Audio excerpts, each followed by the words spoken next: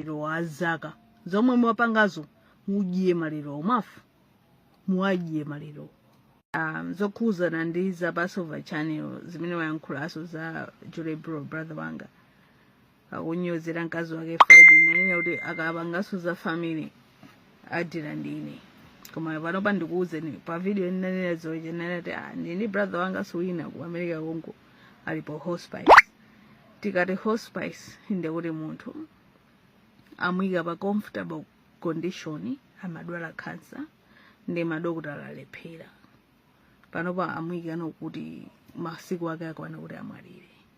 Ndikani minyama zimene akupanga zakayo I think ndi minyama chabe azaka nankhulaso zulo kuti ineso fa nkhola zambiri for brother wanga ali pa hospital. He said nde minyama yanuyo yatibwereseraso minyama toife kuti mpano wamwalira brother wathuja nde musangalale mukadyeso maliro pe mwina tu anthu akuntcheu paja ufiti kwambiri sonanuso ufiti kwambiri masangalala anzanu azidandaula.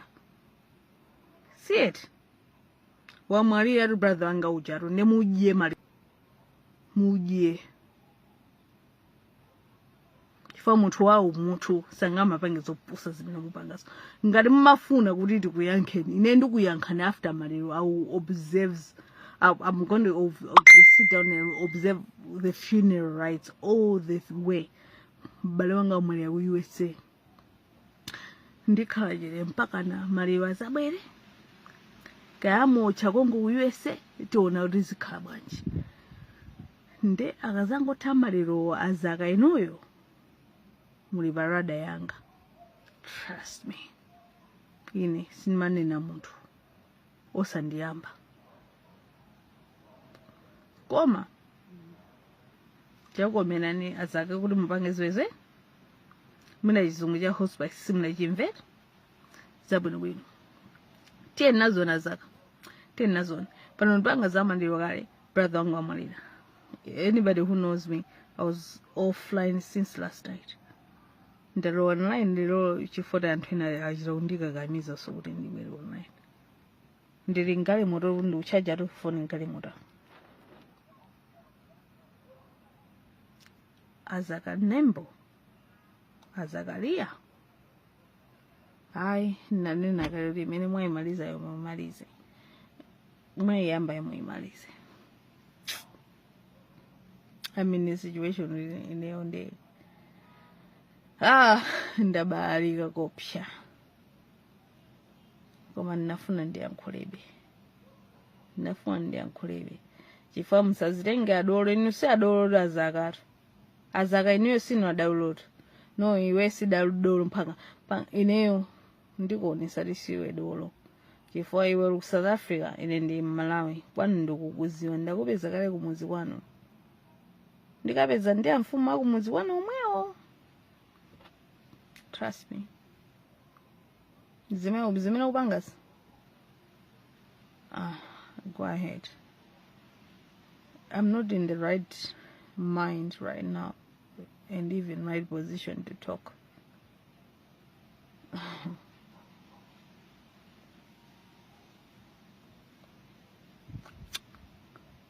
But I feel kuti ndingopanga ko ndiyankhulebe chifukwa uzitenga dolo iweyo kuti iwe umatha kuyankhula zaka iwe umatha kuyankhula tiyenda kumana ukudziwa kuyankhula ndede simangoyankhulaso zokuti makutitu ndifuna ndikafike kwanu ababa ndikafike kwanu ndaonesiso zaka makunyoza ndiri kupa kwawo ndi apa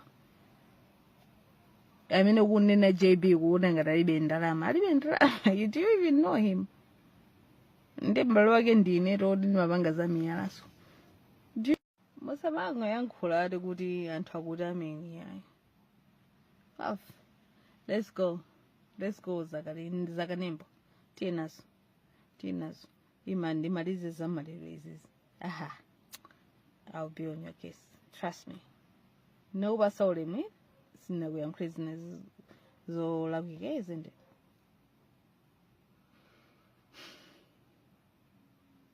panopo brother wanga wamwalira exactly 11:35 last night ku America uko utakuwerengesera nthawi yakumala ikhala nthawi yanji 11:30 yakunoko kumene kunayi masana panga.